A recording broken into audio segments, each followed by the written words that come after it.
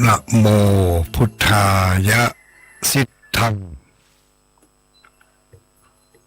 นะโมพุทธายะสิทธังนะโมพุทธายะ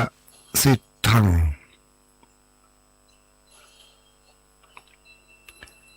อวิสสุนุสสานุตติอวิสสุนุสสานุตติอวิสสุนุสสานุตติขอความนอบน้อมแด่องค์สมเด็จพระสัมมาสัมพุทธเจ้าขอน้อมอภิวาทแด่พระสัทธรรมเจ้าขอน้อมนมัสการแด่พระอริยสังฆเจ้า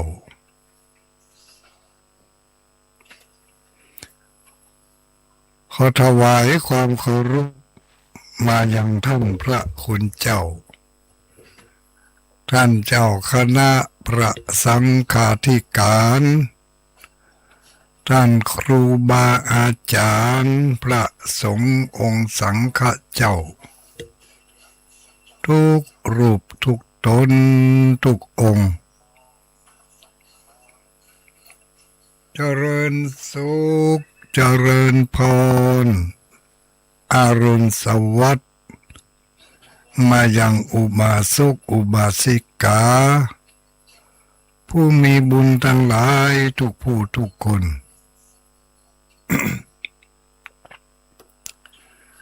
ที่ยังมีลมหายใจ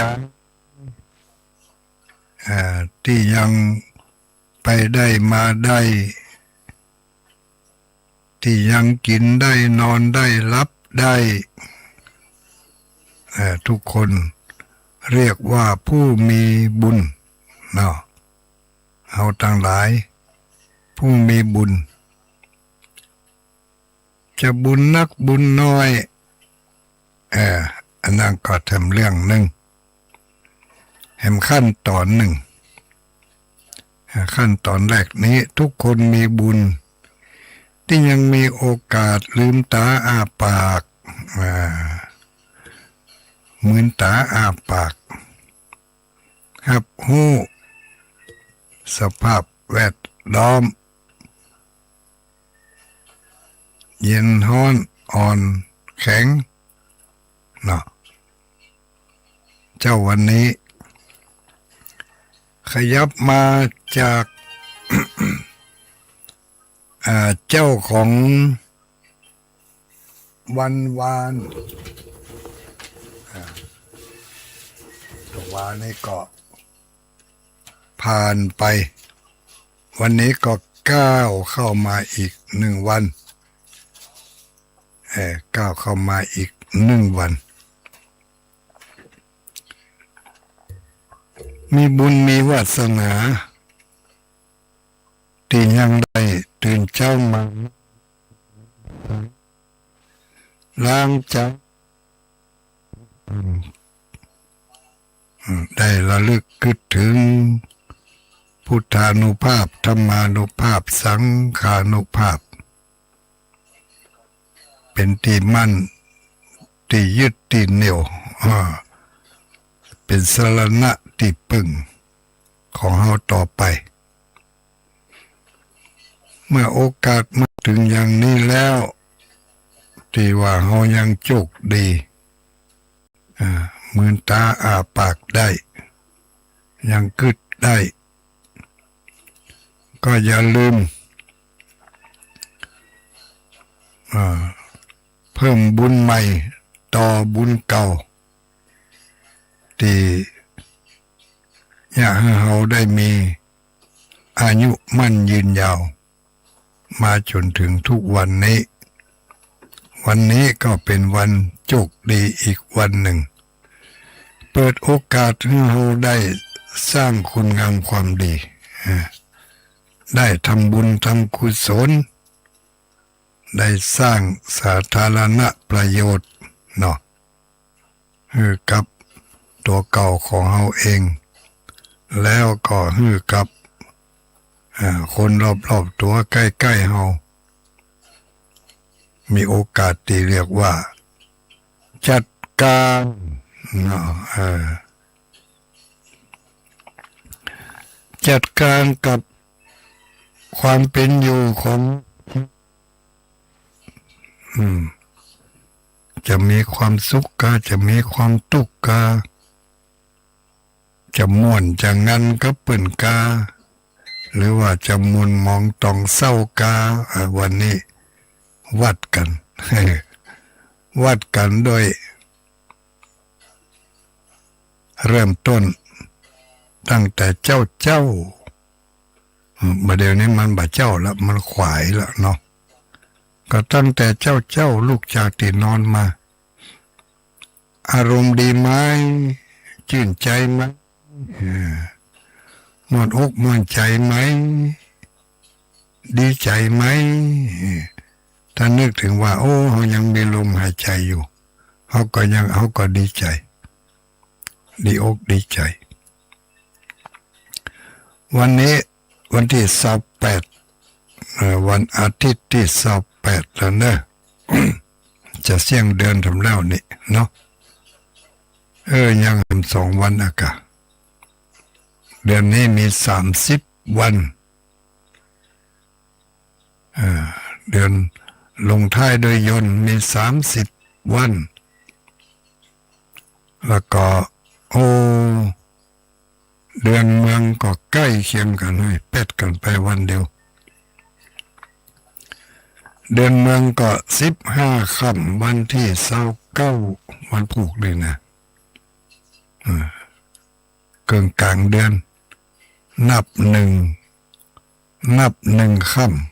ำข้างแรม1 ค่ำวันผูกวันฮือเนาะวันที่28วันนี้วันอาทิตย์ภารกิจการงานของเฮามีอย่างใดจะไปต่อยอดจากตะวันมันซื้นกาก็ว่ากำลังจะเริ่มต้นในวันนี้อันนี้ก็อยู่ที่โปรแกรมของภัยของมันจะเป็นโปรแกรมใดก็ตามทุกๆโปรแกรมโปรแกรมให้โปรแกรมดีถ้าจะให้เจริญรุ่งเรืองก็ตั้งโปรแกรมให้มันดีแล้วก็ดำเนินไปตามแผนที่ได้คิดเอาไว้ถ้าโปรแกรมใดมันหันท่าว่าจะเบียดเบียนตัวเก่าให้ได้รับความเดือดร้อนใจ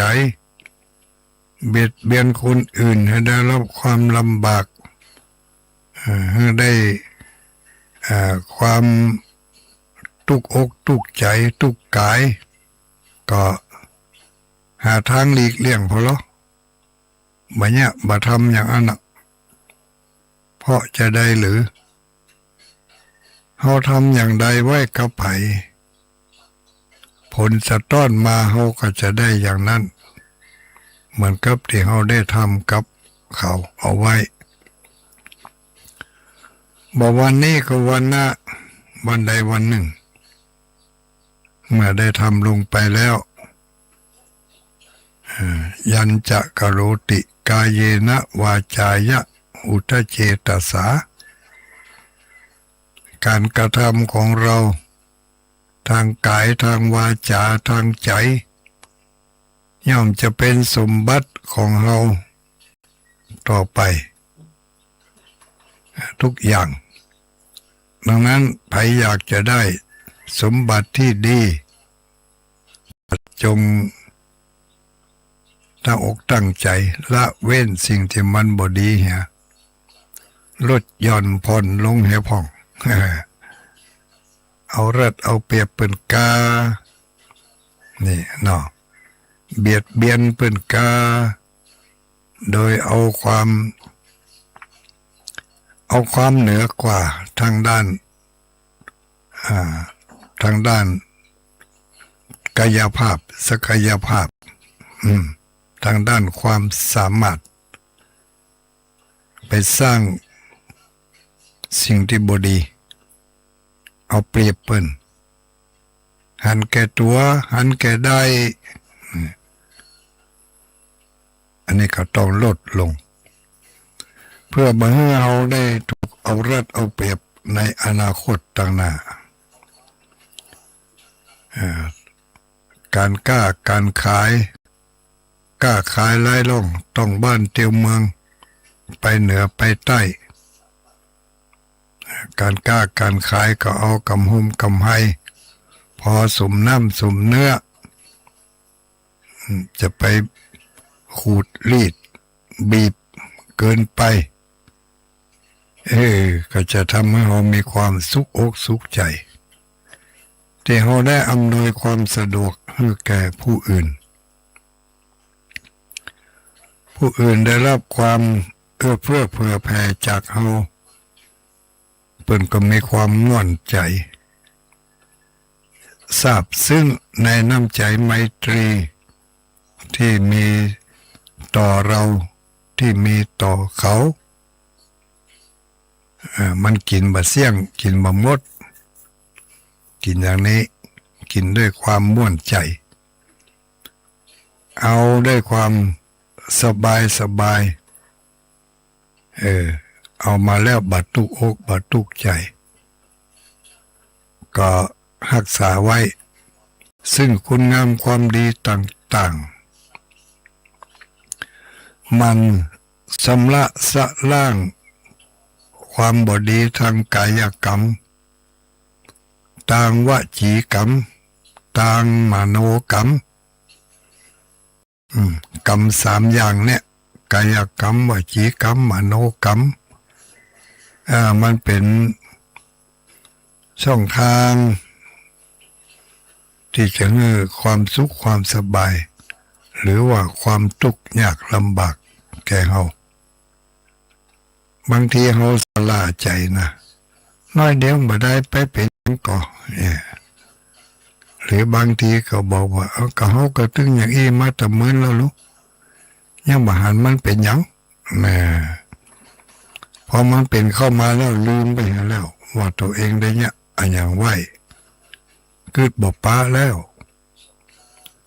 มันให้ผลเกิดความทุกข์เกิดความลำบากแล้วก็ไปโทษเอาในปัจจุบันทันด่วนโทษเอาติกึดได้แต่ว่านี่ยังมาได้เนี่ยอย่างรู้มาได้เนี่ยอย่างไผเขาก็อยู่มาอย่างอีปีแล้วปีซึ้งก็บ่ได้ไปเนี่ยอย่างไผแล้วมันเป็นจะได้ว่าถึงได้มาลงโทษลงทันเฮาเจ็บแข้งเจ็บขาปวดหัวมัวตาอ่อนเปรี้ยวเพลียแห้ง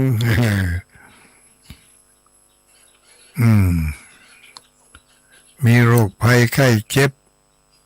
มาเบียดเบียนอยู่ตลอดกินยุกกินยาก่อนแล้วยาได้ก่อนแล้วกายภาพบำบัดก็ได้จิตบำบัดก็ได้นะบำบัดตั้งก็ได้มูนี้มันเป็นวิบากกรรมอันหนึ่งโลกหมู่เฮาทั้งหลายต้องเข้าใจมันเสริมกันนะมันเสริมกันมัน พลังอำนาจแห่งกรรมเก่าที่เราเคยได้เนี่ยได้ทำมาแล้วมันก็ไปพลักให้เราสร้างกรรมใหม่ไปพลักดันให้เราสร้างกรรมใหม่เนี่ยถ้าเราหู้เต่าหู้ตันหู้กันหู้แก้ก็เรียกว่าหู้วิธีแก้กรรมหู้วิธีแก้กรรมจะไปให้คนอื่นได้แก้คนอื่นเปิ่นไปหู้มันอย่าง ถ้าบัจจัยพระอรหันต์หรือพระสัมมาสัมพุทธเจ้าบ่ฮู้แลนอกจากตัวของเฮา ขนาดตัวเขายังบ่ฮู้ว่าได้ไปสร้างวิบากกรรมอันใดไว้มันถึงยากให้เราได้ทุกข์ยากได้ลำบากได้เป็นเปียทิโลกาอดีตกรรมเคยทำมาถ้าไปล่วงละเมิดศีลข้อที่หนึ่งล่วงละเมิดศีลข้อที่หนึ่งบ่อยๆอันเนี้ยสุขภาพบ่ค่อยดีร่างกายมีแต่โรคภัยไข้เจ็บเนี่ยอย่างน้อยก็เจ็บไปต้องสะดุดบ่ได้ก็เจ็บอยู่นั่นน่ะเป็นแรงเป็นปีก็บ่หายสักเด้อมือไปตุบไปต่ำใส่โต๊ะใส่ตังใส่เก้าอี้ใส่บ้านประตูน้อยเดียวบ่ได้นะเป็นแผลวะเนี่ยเป็นแผลเอายาอย่างมาใส่ก็ได้มันอย่างนั้นใส่ไปก็เพิ่มไปทิกวันดีคืนดีไปยกเอาของยกเอานั่นยกเอานี่พอยกได้ปุ๊บแกนหัวไหล่แกนแขนจับแกนเอวสะแม่งอันนั้นมันเป็นจุดมันบ่ได้หรอกเป็นเรียกว่ามันยังที่มันเริ่มต้นกรรมเก่ามันส่งมาให้เนี่ยเป็นต้นเหตุที่จริงเขาเคยได้ไปเบียดเบียนคนอื่นไปทำร้ายคนอื่นไปสร้างปัญหาให้กับคนอื่นในข้อที่หนึ่งศีลข้อที่หนึ่งนะคือการเบียดคนเบียดเบียนสัตว์ให้ได้รับความเดือดเนื้อร้อนใจบางรายถึงกับเสียชีวิตบางรายถึงกับพิกลพิการแข่งหักขาห้างเฮาเกิดมาในวัฏสงสารนี่มันหลายภพหลายชาตินับชาติบ่แป้นับชาติบ่ถ้วนบอกว่าชาติใดเฮาได้ไปเนี่ยมันยังเข้าไปแล้วเมื่อเฮาฮู้อย่างนี้เฮาก็ยังบ่สำนึกให้ดีเด้อไปผิดศีลข้อที่หนึ่งอยู่บ่อยมันก็ไปบางจังหวะมันก็ไปจับเอากับที่เคยทำมาแต่ก่อนพอเคยทำมาอย่างใด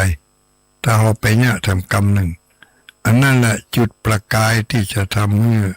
เกิดความลำบากเกิดสุขภาพกายบ่ปกติ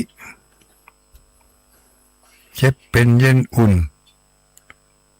ห้อนเหยือกหนาวหมู่นี้ตลอดจนถึงเป็นบาดเป็นแผลเป็นเจ็บข้อปวดกระดูกบ่ฮู้จักห่มจักหายวิบากกรรมมันมาตันเพราะเคยได้ไปเบียดเบียนคนอื่นสัตว์อื่นในเรื่องของศีลข้อที่หนึ่งผู้ที่มีฐานะมีเงินมีเข้ามีของ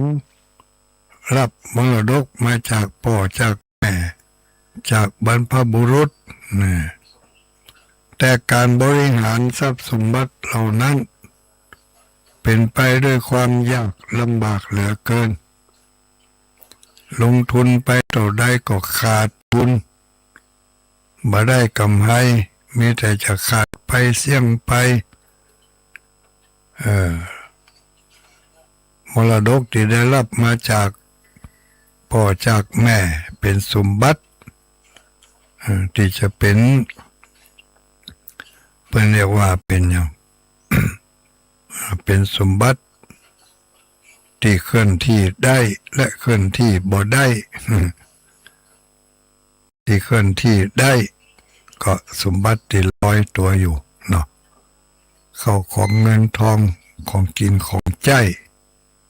เสื้อผ้าอาภรณ์เหล่านี้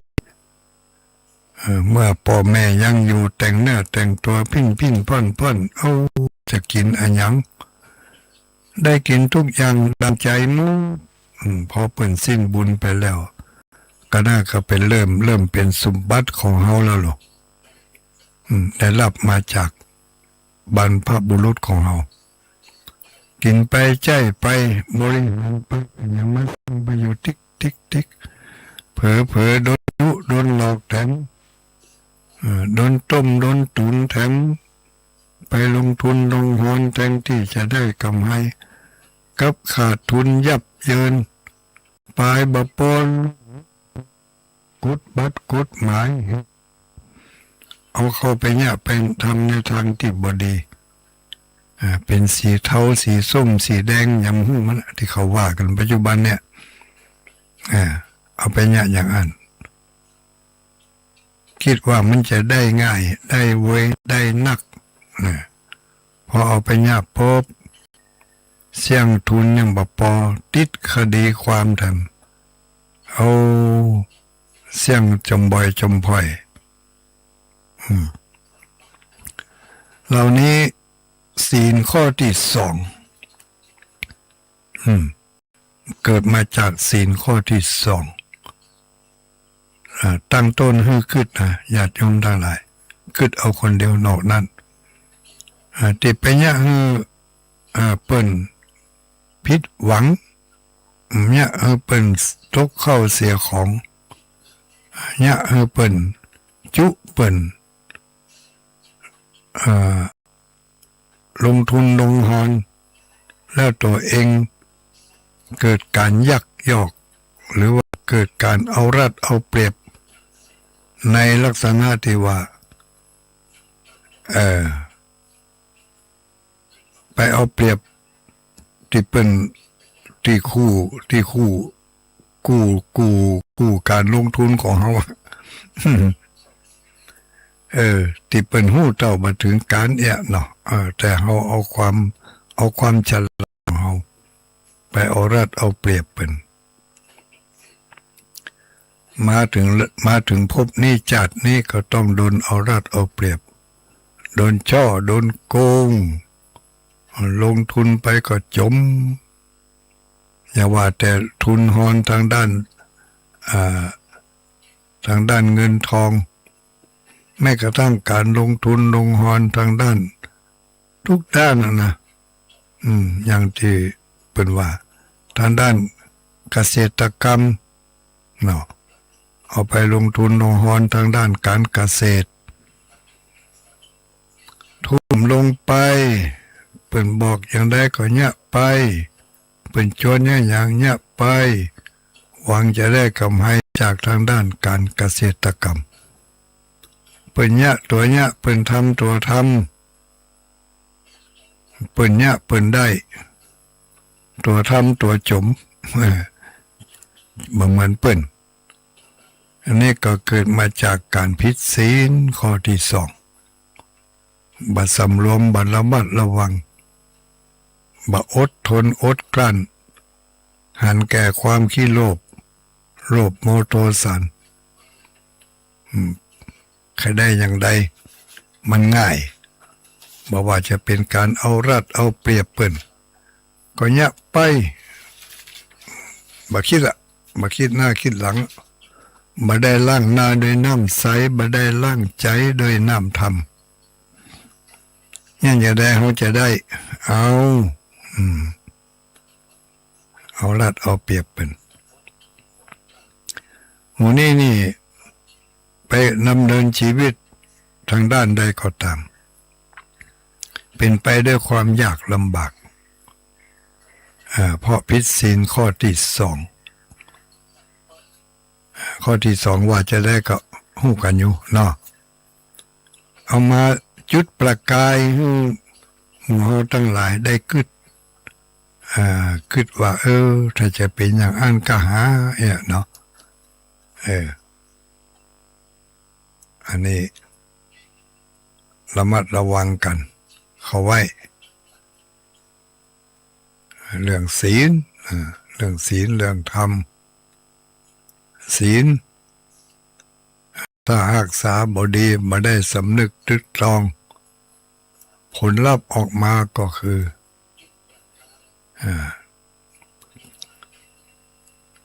การดำเนินชีวิตด้วยความไม่ราบรื่นไม่สะดวกบางทีมีผลตอบสนองให้เขาได้เสียหาย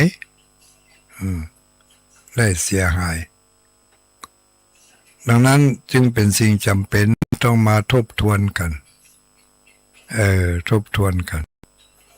แล้วก็พยายามหักจิตห้ามใจ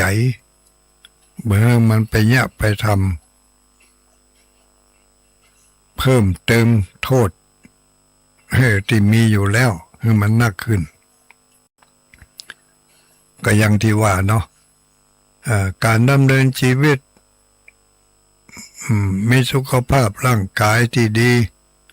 โรคภัยไข้เจ็บบ่ค่อยมีก็เพราะว่าตั้งใจงดเว้นจากการเบียดเบียนเข็นฆ่าทำร้ายชีวิตทรัพย์สินของคนอื่นก็เรียกว่ามีศีลข้อที่หนึ่งสำรวมระมัดระวังการดำเนินชีวิตการบริหารทรัพย์สมบัติเข้าของเงินทองที่หิมาหามาได้มาโดยความขยันหมั่นเพียรมันจะยั่งยืนจะก้าวหน้าไปต่อยอดลงทุนน้อยๆได้กำไรนักอย่างสะดวกสบายก็เพราะว่ามันสำนึกสำเนียกถึงศีลข้อที่สองระมัดระวังควบคุมกายควบคุมวาจาบอกให้มันไปล่วงละเมิดในศีลข้อที่สอง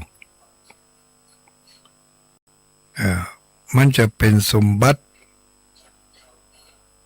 ที่เขาได้ไปรับจากครอบครัวจากบรรพบุรุษของเราแล้วเอามาบริหารการบริหารทรัพย์สมบัติก็เป็นไปด้วยความดีเจริญรุ่งเรืองยิ่งขึ้นเพราะพลังแห่งศีลข้อที่สองสำเนียกสำนึกอยู่เสมอบ่เอาลัดเอาเปรียบเปิ้นบ่ใจสติปัญญาไปในทางที่ผิดกฎหมายผิดจารีตผิดศีลผิดธรรมทั้งที่โอกาสมีแต่นักแน่นในศีลในธรรมก็จะบล่วงละเมิดเมื่อเป็นเช่นนี้ในวันตั้งหน้าการบริหารทรัพย์สมบัติก็จะเป็นไปด้วยดีมีความเจริญรุ่งเรืองก้าวหน้าบริหารการอันใดก็บ่ขาดทุนบ่ถูกต้มถูกตุนบ่ถูกการยักยอกบ่ถูกการเอารัดเอาเปรียบจากเพื่อนคู่มิตรคิดคู่ใจเพื่อนคู่คิดมิตรคู่ใจนี่ไม่ว่าจะเป็นการลงทุนลงหอนเอาไป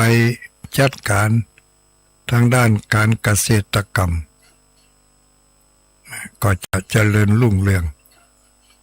มีผลผลิตออกมาดีขายได้กำไรดีนี่เอาไปลงทุนทางด้านพาณิชยกรรม การค้าการขายเนาะก็มีกำไรดีซื้อง่ายขายคล่องเนี่ยศีลข้อที่สองนะสีเลนะโภคะสัมปทาตัวนี้โภคะสมบัติต่างๆจะยั่งยืนเจริญรุ่งเรืองได้เพราะเฮามั่นใจในศีลของเฮามันอยากจะเนี่ยอยากจะทำที่ผิดศีลผิดธรรมแต่ก็ชำระล้างด้วยน้ำธรรมเอามาล้างใจอันใดมันบ่ถูกต้องมันจะเป็นการเบียดเบียนคนอื่นโดยที่ความตั้งใจของเขาก็เบาบางลงในที่สุดก็ให้มันหายบ่ต้องไปถึงขั้นนั้นผลมันก็จะบ่ตอบสนองเพราะมันบ่มีผลเพราะเขาบ่ได้ไปสร้างเหตุเอาไว้จึงทำให้การค้าการขายการทำมาหากินเป็นไปด้วยความราบรื่นสะดวกสบายอันเนี้ยศีลจึงเป็นสิ่งจำเป็นต่อการดำเนินชีวิต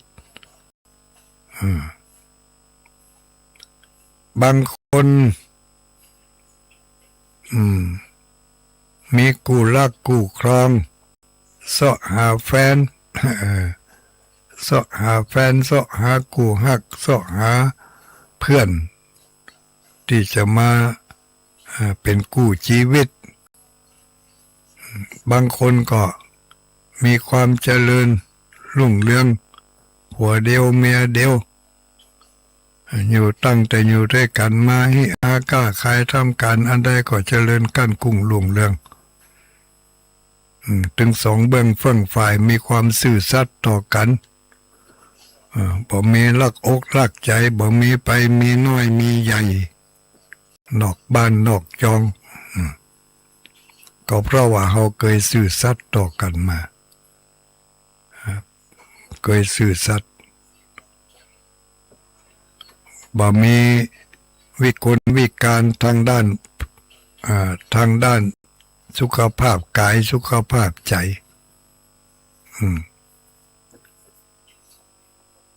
เป็นไปตามเพศตามภาวะเป็นไม่ยิ่งก็ไม่ยิ่งแต่เป็นพอใจก็พอใจ100%เนี่ยศีลข้อนี้สำคัญเหมือนกันนะญาติโยมทั้งหลายเขาลังสังเกตพอคนในยุคนี้อันยังบ่ฮู้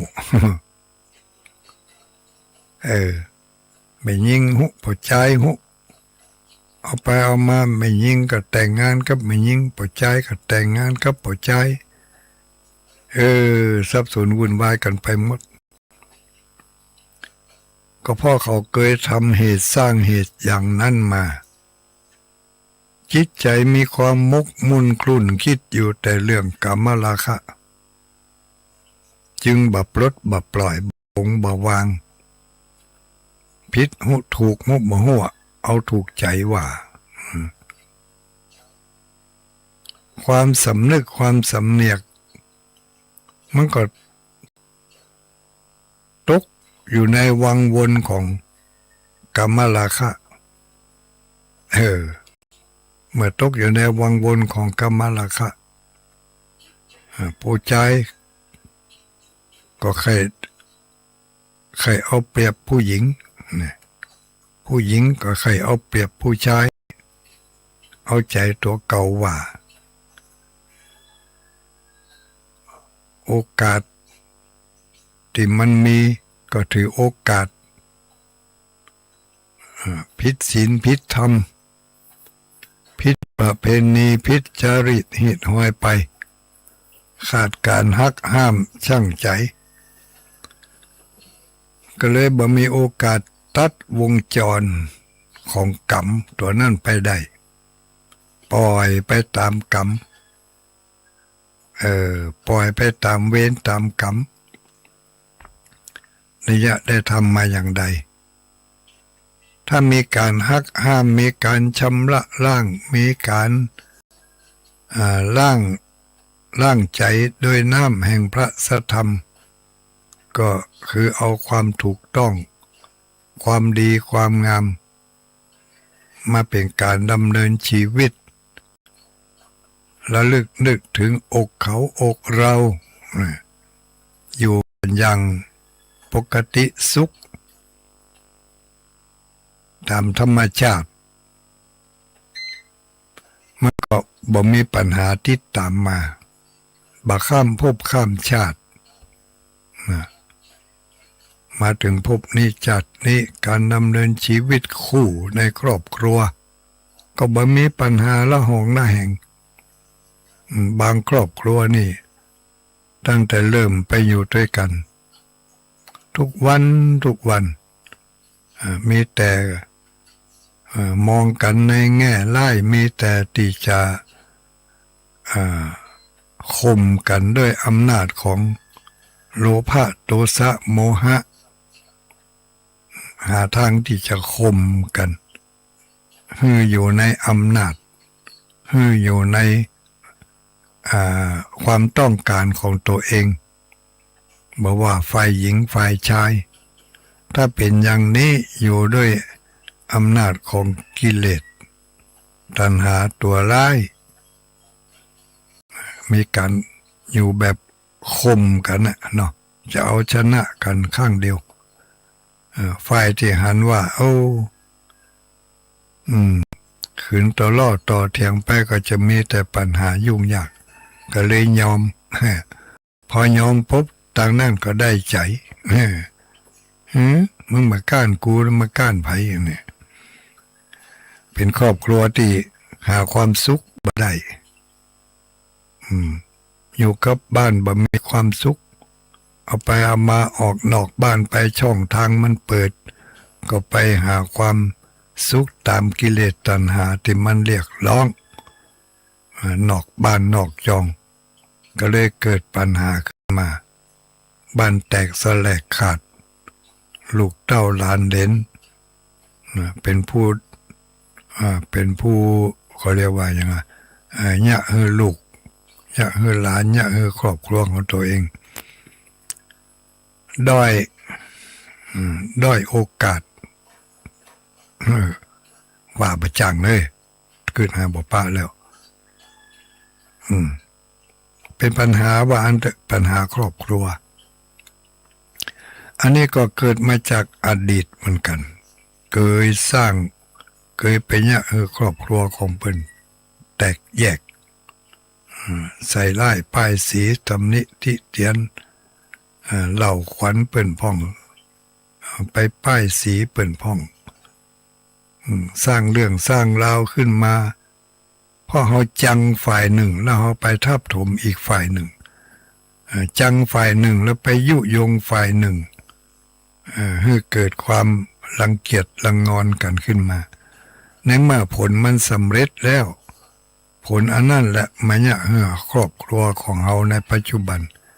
เกิดความระหองระแหงแตกแยกกันบางคนอยู่กันอย่างทุกข์ทรมานตั้งแต่หนุ่มแต่น้อยมาจนถึงเฒ่าถึงแก่ก็ยังหาความสุขความสบายบ่ได้อยู่กันไปฉะนั้นอยู่กันอย่างทรมานจะละกันก็บ่ได้วิบากกรรมมันมายอมให้ละคนอื่นหันเขาใส่ล่ำเหลือสุขอย่ำละกันฮะมันละบ่ได้นะวิบากกรรมมันมายอมให้ละก็เลยอยู่ด้วยกันไปอย่างนั้นน่ะแทนที่จะอยู่อย่างมีความสุขก็อยู่อย่างมีความทุกข์ศีลข้อที่3นั่นนี่นะเป็นไปอย่าง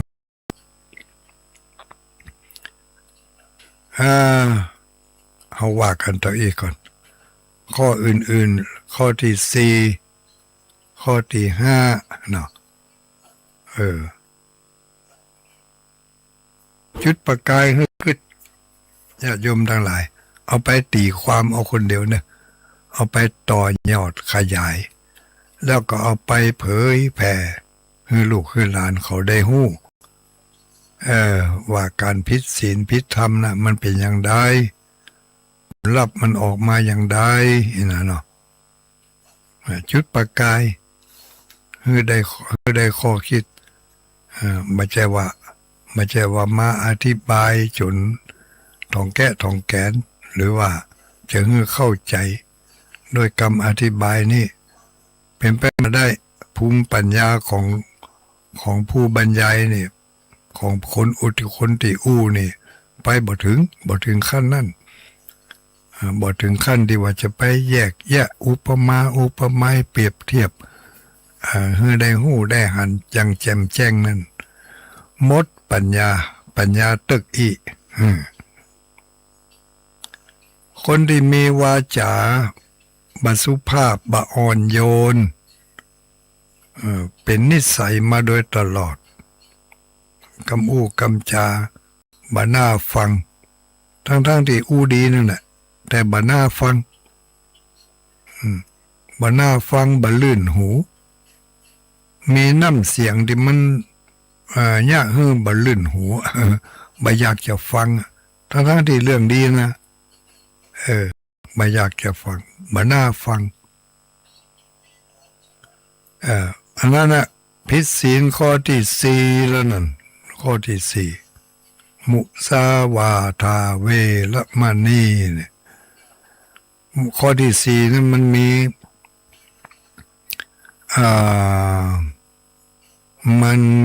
เป็นเรียกว่ามันยังมีขั้นมีตอนอีกกันเนาะมีอยู่วจีกรรมนี่4วจีกรรมนี่นะการจุเพื่อนี่นะมีสี่ประเภทอีกกันเนาะจะว่าประเภทก็ได้ก็มุสาก็คือการจุเป็นตัวเป็นตินเป็นน้ำเป็นเนื้อเลยทีเดียวละเรื่องบะหมี่ปั้นให้มีเรื่องบะหมี่แต่งให้มีนี่จุเอาจนคนอื่นเป็นเชื่อแล้วก็เกิดความเสียหายมุสาพูดจุลายหลอกลวงเนาะแล้วก็แฮมอันหนึ่งแฮมอย่างหนึ่งก็คือพูดคำหยาบพูดคำหยาบก็หู้ก็เนาะว่ากรรมอย่างใดกรรมที่มันฟังแล้วบาดหูบาดใจเป็นกรรมที่จะเนี่ยกดให้คนอื่นตกต่ำเป็นกรรมบสุภาพบน่าฟังเป็นคำหยาบพูดคำหยาบพูดส่อเสียดอันนี้ก็คือการเสียดสีส่อคนนั่นเสียดคนนี้พูดคำหยาบมุสาคือจุลายแล้วก็พูดคำหยาบภาษาบาลีจำมาได้คำหยาบพรุสวาจากันเนาะพูดคำหยาบพูดเพ้อเจ้อพูดส่อเสียดเล่าขวัญนินทาเป็นนี่เก่งนักเล่าขวัญคนอื่นมีหัวเรื่องมามีแปลงใส่เรื่องมาใหญ่แปลงเอาเรื่องเกี่ยวกับคำอู้คำจ๋านี่มันมีนักเพิ่นถึงได้ว่าวจีกรรมนี่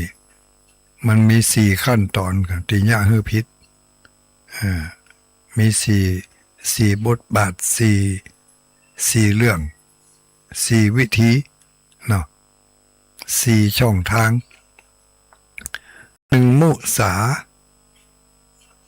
เรื่องบะหมี่แปลงเอา2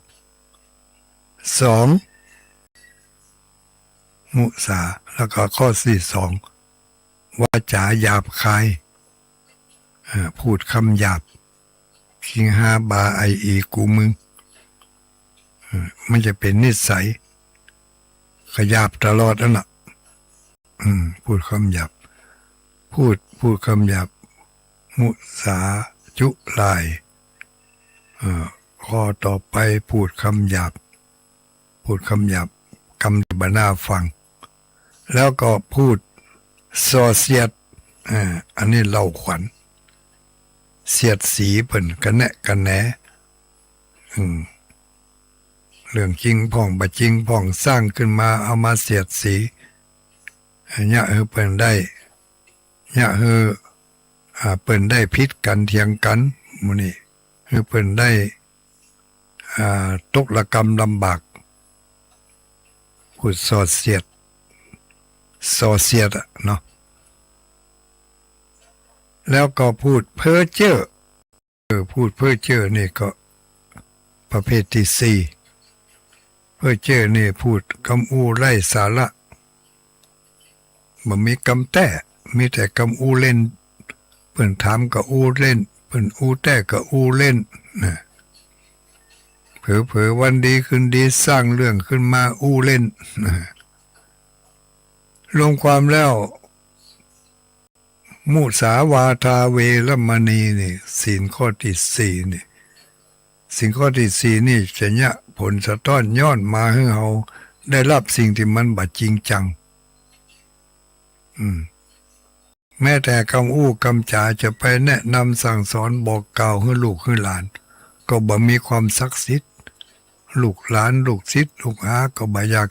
จะทำตามคำแนะนำบอกกล่าวกูว่าแล้วกูบอกกี่ครั้งกี่หนแล้วมึงบ่จำกะเนี่ยเพราะตัวเองเคยผิดศีลมาก่อนวาจาจึงบ่ศักดิ์สิทธิ์จึงบ่เป็นคำอู้ที่น่าเอาไปใจนะอันนี้มุสาวาทานะผิดศีลข้อที่สี่นะเปรียบเทียบว่ายกตัวอย่างนอกนั่นก็ไปกึดเอาคนเดียวปะอุ้ยไม่อุ้ยทั้งหลายแล้วก็เอาไปบอกไปกล่าวให้ลูกให้หลานยกตัวอย่างให้เขาได้หันไม่ใช่เล่าขวัญเปิ้นนะแต่ยกตัวอย่างให้พอเป็นตัวอย่างให้พอคนนั่นว่าจะได้คนนี้ว่าจะได้แม้กระทั่งไปวงกว้างๆใหญ่ๆเข้าไปถึงปะนะรัฐสภาสภาอย่างปุ่นคนที่ผิดศีลข้อที่สี่แล้วนี่จะไปอู้ไปว่ามันอย่างจะได้ก็ได้มันถึงนักแก่พ่องไม่ไผฟังได้ก็จะนั่นบ่เชื่อถือที่ห้าเหรอข้อที่ห้าจะหมดเวลาแล้วจะหมดเวลาเดี๋ยวจะทบทวนคาถาให้เห็นหน่อยข้อที่ห้านี่เป็นคนที่ขาดสติสัมปชัญญะเนอะวิบากกรรมที่ตามมาเคยเป็นคนที่ดื่มสุราไม่ไล่กินยากินของสารเสพติดมาตลอดมาถึงพบนี่ชาตินี่ก็ยังบัสะบะขว้างเตือวิบากกรรมเวรมีมาบ่ได้ตัดกรรมตัดเวรเนาะก็ยังจะต้องทรมานอยู่ต่อไปบางคนอยากให้ละแต่เนอะก็ละบ่ได้ไปหาวิธีละด้วยประการต่างๆไปแปลวหงยกหงยาไปแถวที่ไหนต่อทุกที่ทุกแห่งวิบากกรรมมันบ่เสี่ยงญาติโยมทั้งหลายต้องทรมานอยู่อย่างนั้นใจกรรมเก่าบ่เสี่ยงเตือต้องฝึกหัดมันรักษาศีลเจริญเมตตาภาวนาทำบุญสุนทานมันฮือทานมันรักษาศีลมันไหว้พระสวดมนต์บ่อยๆก็จะช่วยแก้กรรมบรรเทากรรมเก่าให้หายไปผ่องแล้วก็จะสามารถที่จะปิกมาดำเนินชีวิตเหมือนคนปกติทั่วไปได้อันนี้ก็เอานำลูกเต้าหลานเลยนะวันนี้วันอาทิตย์คาถาประจำวันอาทิตย์ก็คืออวิสสุนุสสานุตติอวิสสุนุสสานุตติอวิสสุนุสสานุตติคนเกิดวันอาทิตย์ท่องเข้าไว้เฮ้ยมันดีกว่าหลายๆอย่างที่เอาไปดีกว่าวัตถุมงคลที่ยกได้จับได้ เป็นพระเป็นเหรียญเป็นยันเป็นของดีของคลังมันยังต่างๆหมู่นั่นสู้คาถาประจำวันเกิดไม่ได้สิ่งนี้ไม่มีวันสูญไม่มีวันหายท่องได้แล้วก็ติดตัวติดใจไปตลอดบ่ต้องไปขอของดีจากไผของดีเรานั่นรักษายาก